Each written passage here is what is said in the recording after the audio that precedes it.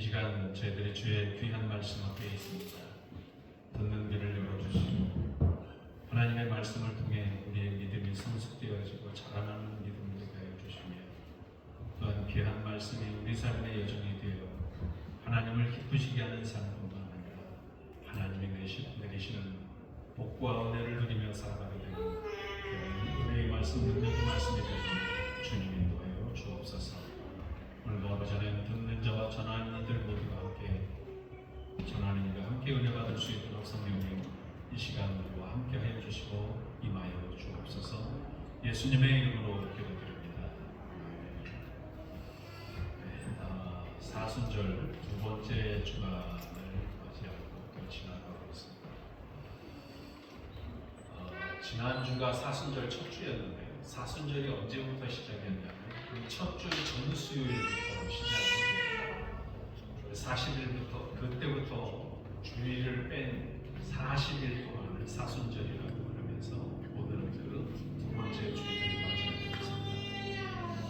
사순절에 어떤 말씀을 나누면서 함께 은혜를 나누면 좋을까, 또 예수님을 좀 묵상하면 좋을까 하는 생각에 오늘 예수님이 시험 받으시는 일에 대해서 함께 은혜를 나누면 좋겠다 하는 생각이 들었습니다. 그래서 오늘 타이틀도 다르게 하지 않고 시험 받으시는 예수님 이런 점과 함께 은혜를 나누고자 합니다. 자, 예수님이 이제 어린 시절을 지나서 훌쩍 뛰어넘어서 4장에서부터 예수님이 이제 성인으로 자라나면서 성인이 되시면서 이제 사역을 시작하기 전에 이제 이런 시험을 받으시게 되는 겁니다. 이 시험을 받으시는데 여기 말씀에 잘 보시면 4장 1절에 보시면 그때 예수께서 성령에게 이끌리라고 하는 말씀이 있습니다. 자, 예수님이 사역을 시작하기 전에 바로 성령에게 이끌려서 광야에서 시험을 받으신다라고 하는 말씀으로 시작을 하게 됩니다. 그리고 첫 번째는 어떤 시험이냐면 예수님이 성령의 인도하심을 따라서 금식하시면서 기도하셨어요. 며칠을 하셨냐면 40주야를 하셨습니다. 40주야 동안 드시지도 않고 아무것도 하시지 않은 채 기도만 하셨습니다. 그런데 그런 금식 기도가 끝난 때에 사탄이 와서 뭐라고 그러냐면 야, 너 여기 있는 돌을 떡덩이로 만들어봐 이렇게 주문을 하는 거죠. 그랬더니 예수님께서 뭐라고 말씀하시냐면 4절 말씀에 사람이 떡으로만 살 것이 아니고 하나님의 입으로부터 나오는 모든 말씀으로 살 것이다 라고 하는 말씀을 하시면서 신명기 8장 3절의 말씀을 인용하시면서 그 사탄을 대적하고 이 위기를 이기시게 됩니다. 그랬더니 두 번째 시험을 당하시게 되는데 두 번째 시험은 이 마귀가 예수님을 거룩한 성으로 데리고 가요. 성으로 데리고 가서 성전 꼭대기에 데리고 올라갑니다. 그러면서 그 예수님에게 사탄이 뭐라고 그러냐면 너 여기서 한번 뛰어내려. 그러면 네 아버지가 혹시 천사들 보내가지고 너 다치지 않게 이렇게 발 같은 거 몸을 보호해 주실지 알아? 이렇게 우리 표현으로 얘기하면 이렇게 사탄이 유혹을 하는 거예요. 자, 그러면서 7절 말씀에 예수님께서 어떤 말씀으로 이기시냐면 주 너의 하나님을 시험하지 말라 라고 하시는 말씀으로 또 이 두 번째 위기를 이기십니다. 이제 마지막 세 번째의 위기 상황이 오는데 마지막 세 번째의 상황은 마귀가 제일 높은 산으로 천하의 온 세계에서 제일 높은 산으로 데리고 올라가더니 그 산 위에서 이 세계 만국을 다 보여주면서 마귀가 뭐라고 그러냐면 너 나한테 경배해. 그러면 내가 네가 보이는 거 이 모든 거 다 내가 너한테 줄게. 이렇게 예수님을 유혹하는 거죠. 자, 여기에 대항하면서 10절 말씀에 예수님이 물리치시는 말씀을 하고 계십니다. 여러분 10절의 말씀은 우리가 같이 한 번 더 읽어보실까요? 이에 예수께서 말씀. 예, 함께 시작. 이에 예수께서 말씀하시되 사탄아 물러가라 기록되었으되 주 너의 하나님께 경배하고 다만 그를 섬기라 하였느니라. 네. 자, 여러분 이 10절의 말씀을 잘 주의 깊게 이렇게 생각하고 계세요. 자, 이제 첫 번째의 상황 가운데에서 예수님이 예수님 보고 마귀가 뭐라고 그래요? 돌을 떡으로 만들어봐. 그죠? 여러분 40일 동안 드시지를 않았으면 얼마나 배가 고프겠어요. 제가 울산에서 그 10대 후반부터 20대 초반까지 지내면서요. 그때 은혜를 많이 체험하고 경험을 했는데요. 그때 그냥 금식이 하고 싶어서 3일 금식을 하려고 부산 금식 기도원에 들어간 적이 있거든요. 근데 이제 숙소에서 이렇게 있다가 3일 동안 금식을 하면서 이제 이렇게 화장실을 가는데요.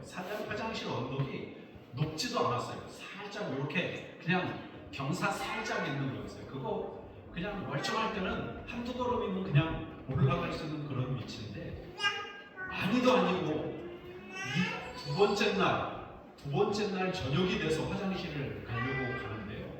그 언덕을요 올라가지 못하게 돼요. 제 체험을 말씀드리는 거예요. 예, 언덕이 시작되는 그 무렵에서 한 발 거기다가 딱 올려놓고 옮기니까요. 그 다음에 못 올라가게끔 그렇게 너무 힘들어요. 그래서 화장실까지 가는데 무려 30분이 걸려서 화장실을 갔어요. 한 100m 되지도 않는 거리를 그렇게 가게 됐어요. 그러니까 3일 굶은 저는, 아니 3일도 아니고 하루 굶고 이제 이틀째 하는 저는 그렇게 힘들었는데 40일 금식기도 하시는 분들, 어떤 목사님들 금식기도 하신다 그래가지고 옆에서 보니까요. 진짜 그냥 아주 뼈하고 거정만 남았다 그러죠. 그렇게 아주 빼빼 마를 정도로 그 정도로 되시는 분들. 목사님들은 원래 예수님이 40일 하셨기 때문에 40일 안 하시고 39일 하면 40일을 쳐준다고 그래서 목사님들은 39일을 많이 하시더라고요. 자, 어쨌든 사람에게 그 정도 되면 제가 금식할 때 참 그리고요. 제가 원래 짜장면을 안 먹었거든요. 그런데 금식할 때 막 머릿속에 막 먹고 싶은 음식들이 막 스쳐 지나가요. 그 왜 그래요? 지금 굶고 있으니까 먹고 싶은 게 자연히 생각나는 게 사람이에요. 자, 예수님을 한번 생각해 보시면 40일 동안 금식을 하셨어요. 마귀가 와서 돌을 떡덩이로 만들려고 그래요. 만들 수 있는 분이에요. 그런 분이에요. 당연히 만드실 수 있는 분이기 때문에 그렇게 해도 괜찮은 자리에 계셨어요. 그런데 이것이 위치가 지금 사탄이 예수님을 시험하는 과정이니까 그걸 하면 돼요, 안 돼요? 안 되는 거죠. 왜냐하면 그 사탄 앞에 예수님이 굴복하는 것이라고 생각하고 그 위기를 이겨내는 거예요. 자, 여기에서 우리가 알 수 있는 건 예수님은 어떤 분이라는 걸 알 수 있는 거예요. 인간이시라는 걸, 사람이라고 하는 것을 알 수 있는 거예요. 자, 우리가 예수님을 믿을 때요. 100% 인성과 100% 신성에 대해서 우리가 믿습니다. 하나님은 100% 사람이시지만 동시에 하나님은 100% 신이시다라고 하는 걸 믿습니다. 자, 그렇기 때문에 성경에서도 그걸 보여주시는 거예요. 오늘 말씀은 시험을 당할 때 떡덩이를 돌덩이가 되게 하라고 하는 의미는 바로 사람으로 오신 메시아, 그분이 누구시라고 말씀하고 있는 거예요? 예수님이시다라고 증명하고 있는 거예요. 자, 이렇게 쉽지 않은 일들을 예수님이 해내시는 거죠. 그리고 두 번째의 과정에 가시면, 두 번째는 거룩한 도성에 올라가서 예수님을 성전 꼭대기에 세워놓고 거기에서 뛰어내리라, 이렇게 명령했어요. 그러면 성경은 뭐라고 말씀하시냐면, 제가 아까는 풀어서 얘기했지만 한번 보실까요? 6절 기록되었을 때 이후에 한번 보세요. 잘 보시면 여기서 그는 누굴까요? 하나님이세요. 그가 너를 위하여, 너는 누구죠? 예수님이시죠. 위하여 그의 사자들, 아까 그는 누구라고 그랬어요? 앞에 하나님을 뜻하는 거죠. 그래서 그 하나님이 사자들을 명하셔서 사자들한테 명령을 내려서 어떻게 하신다는 거예요? 그들이 손으로 너를 받들어 발이 돌에 부딪히지 않게 하리로다. 자, 너 떨어지지 않게 네 몸을 보호하시려고 사자들을 보내실 거야. 그러니까 뛰어내려봐. 이렇게 얘기하는 거예요. 자, 여러분, 여기에서는 하나님의 아들로서의 예수님을 보여주신 거예요. 그러니까 전 이거보다도 그것보다도 여기에서 제가 느끼는, 제가 여러분들에게 말씀드리고 싶은 거는 부모와 자식으로서의 안타까움을 하나님이 갖고 천사들을 보내서 모든 것의 주인이시니까 천사들을 보내서 너를 보호하지 않겠냐, 이런 의미로 이 사탄이 유혹을 하는 거죠. 저는 이 말씀을 보면서 그런 생각으로 했어요. 여러분, 자식이, 제가 제 얘기를 또 좀 해야 되겠네요. 제 아이들이 큰애하고 작은애가 종합병원에 일주일 동안은 폐렴 때문에 입원한 적이 있거든요. 폐렴이 아니라 그 얘기보다도 이 얘기가 낫겠네요. 둘째 아들이 태어났는데 집에 와가지고 이렇게 애를 데리고 있는데, 큰애 때는 안 그랬는데 둘째 애 때는 얼굴에 황달기가 도는 거예요. 애 키우면서 황달기 돌면 안 되잖아요, 그죠? 그래서 큰애 때는 안 껴서 그냥 이렇게 키웠는데 둘째도 안 그럴 줄 알았더니 황달기가 보여서 종합병원을 데리고 가더니 얘 빨리 인큐베이터에다가 지금 집어넣어야 된다고. 그리고 일주일이나 열흘 동안 지켜본 다음에 밖으로 다시 꺼내든지 그래야 된다는 의사의 말을 들은 거예요. 그리고 이렇게 분만실에 이렇게 인큐베이터 속에다가 아이를 넣는데요, 발걸음이 안 떨어지고, 그 아이를 보면서 차마 아이를 두고 부모로서는 그 병원을 떠나서 오지를 못하겠다, 마음이. 자, 제가 이 성경을 보면서 그런 생각을 하게 됐어요. 성전 꼭대기에서 뛰어내려라. 앞에는 벌써 의도적으로 넌 사람이잖아 라고 하는 게 의미 속에 포함이 돼 있다고 보면, 네가 사람이니까, 신이어도 네가 메시아로 왔지만 사람이니까 그 보내신 분이 너를 보호하시고 지켜줄 거야. 그러니까 여기서 뛰어내려라 라고 하는 의미를 사탄이 던지고 있는 거죠. 자, 이런 대항 속에서 예수님의 말씀이 있습니다. 7절 말씀해 보시면 뭐라고 예수님이 말씀하세요? 주 너의 하나님을 시험하지 말라. 너 그런 걸로 하나님 마음 그렇게 떠보려고 그러지 마. 그런 거 아니어도 나는 괜찮아, 이런 의미죠. 이런 상황으로 예수님이 이제 상황을 극복하십니다. 그래서 주 너의 하나님을 시험하지 말라라고 하는 의미는 바로 이런 상황들, 예수님이 그곳에서 내리는 것하고 상관없이 벌써 예수님은 사탄이 자신을 시험하고 하나님을 그렇게 시험하는 것을 알아채고 주 너의 하나님을 시험하지 말라, 이렇게 말씀하시면서 이 장면 또한 이겨내시는 것을 보게 됩니다. 자, 이제 세 번째 시험을 좀 보실까요? 세 번째 시험은 여러분 굉장히 중요한 의미와 말씀을 담고 있어요. 첫 번째, 두 번째 과정도 중요하지만 세 번째 과정을 볼까요? 자, 8절 말씀에 이제 마귀가 예수님을 데리고 아주 높은 산 꼭대기에 올라갑니다. 그리고 그곳에서 천하만국을 예수님에게 다 보여줘요. 그러면서 하는 말이, 유혹하는 말이, 너 나한테 경배해봐. 나를 경배해봐. 그러면 내가 이거 다 너한테 줄게. 이렇게 얘기하는 거예요. 자, 이 말의 의미는 뭐죠? 이 세상에 온 주인은 하나님이 아니시라는 걸 말하는 거예요. 그러니까 하나님에 대한 사실을 부정하는 거예요. 누가요? 마귀가요. 그러니까 이 모든 세상의 모든 것은 다 누구 거라고 얘기하는 거예요. 지금 이 상황 속에서는 자신의 것이라고 말하는 거예요. 마귀 것이라고 얘기하는 거예요.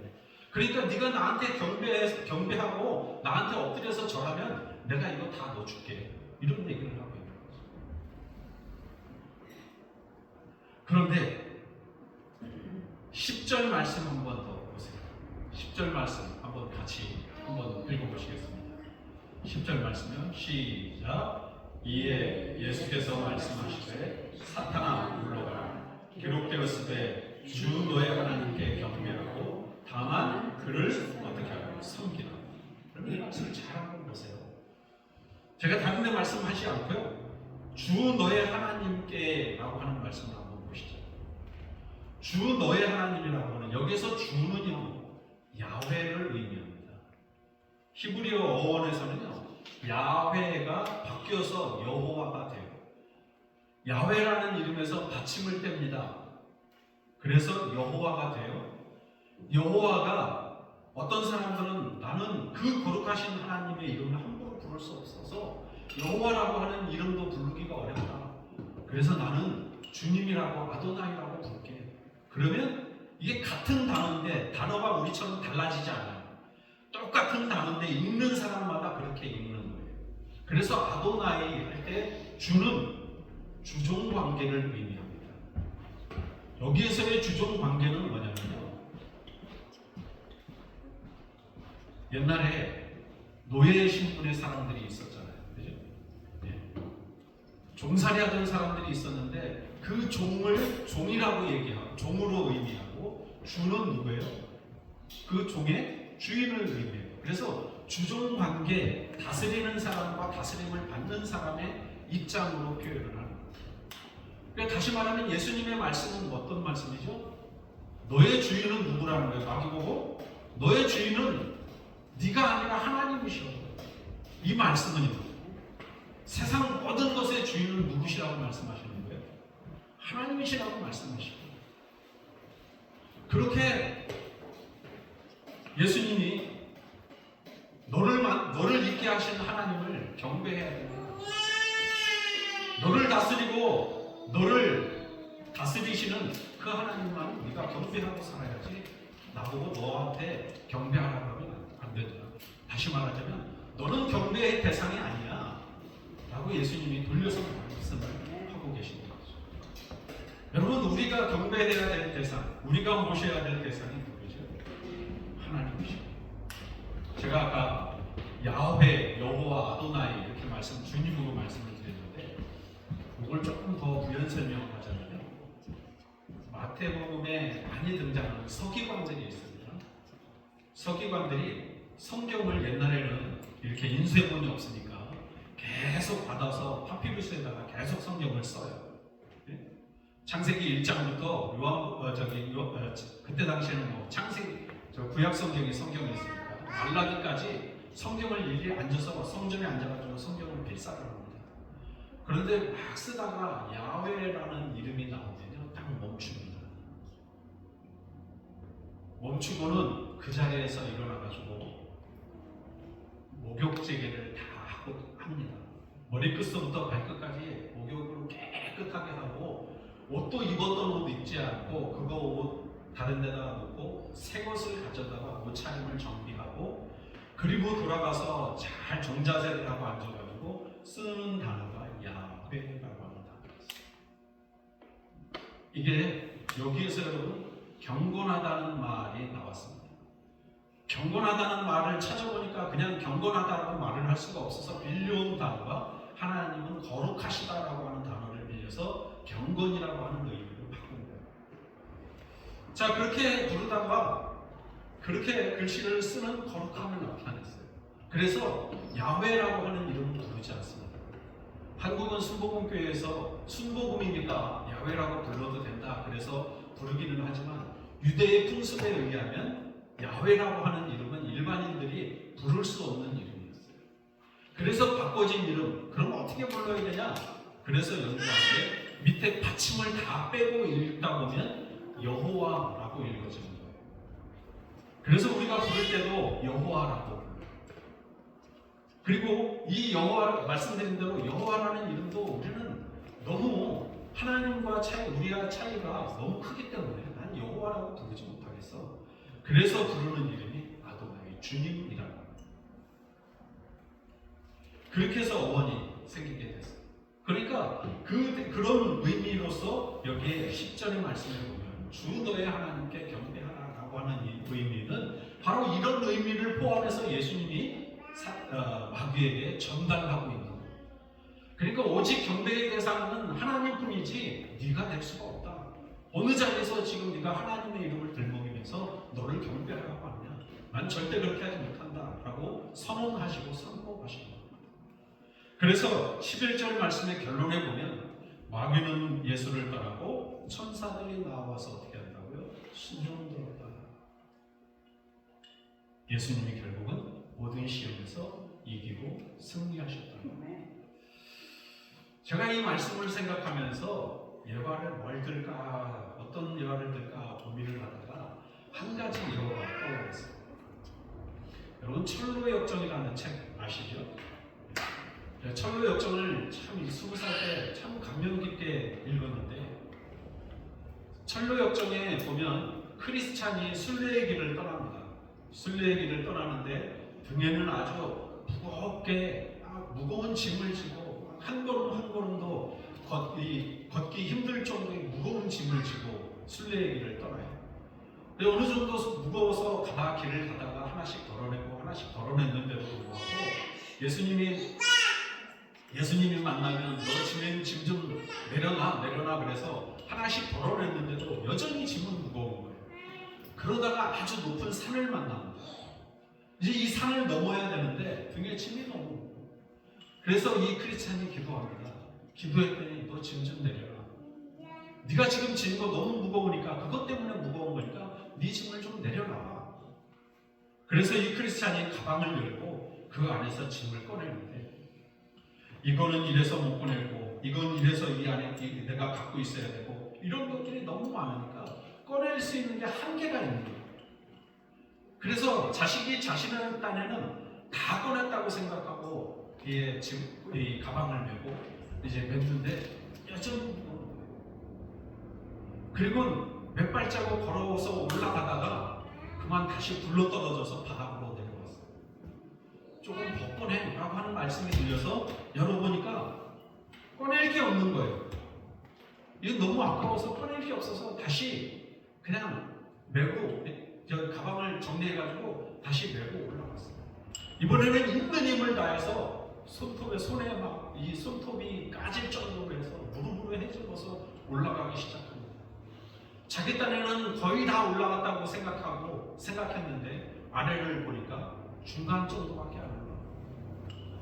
그 위치에서 그만 다시 올라가다가 다시 굴러 떨어졌어요. 바닥까지.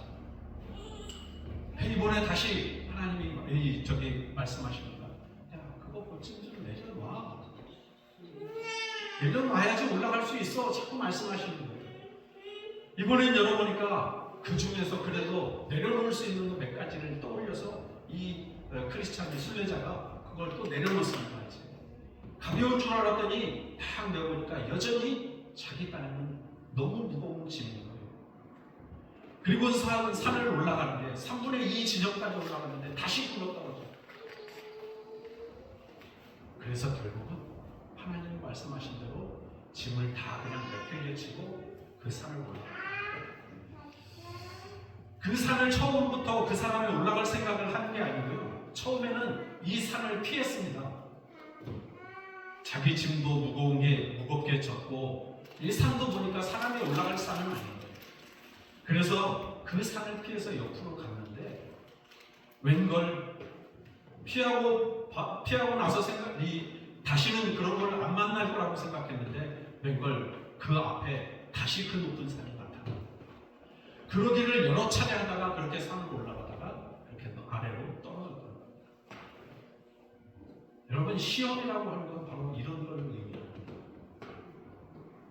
예수님이 시험당하셨다라고 하는 의미는 바로 예수님이 인류를 구원하시기 위한 목적으로 첫 발을 내딛는 것이 예수님의 시험이었습니다.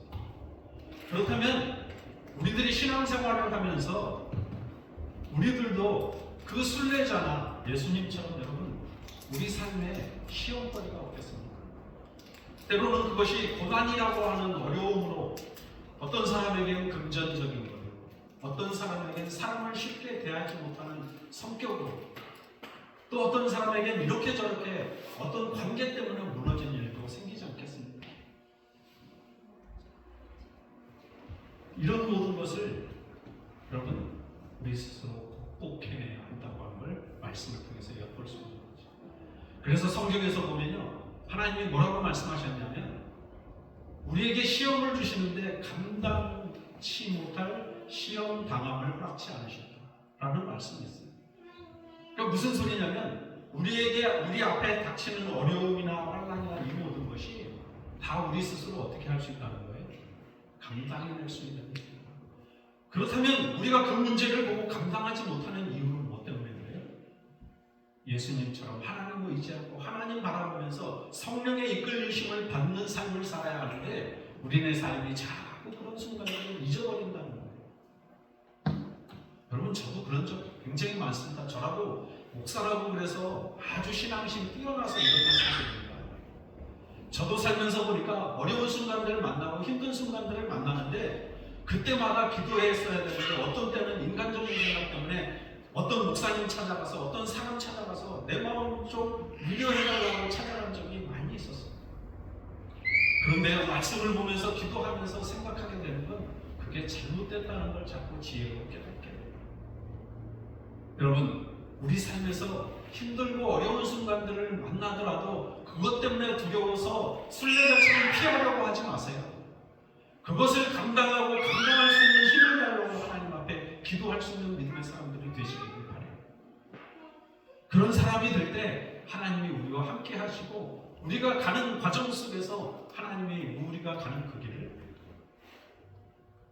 순조롭게 순탄하게 갈 수 있도록 우리 길을 인도해 가신다고 하는 사실을 여러분 기억하셔서 여러분들의 믿음의 삶이 하나님의 이끌림 가운데 성령의 인도하심 가운데 여러분들의 삶이 평안한 삶으로 나아가실 수 있기를 주님의 이름으로 축복합니다. 기도하겠습니다. 하나님, 예수님의 시험을 통해서 많은 것을 생각하게 하시고 또한 세상 모든 만물의 그리고 모든 어려움을 인도해 가시는 분이 하나님이시라고 하는 사실을 우리에게 깨닫게 하시니 감사합니다.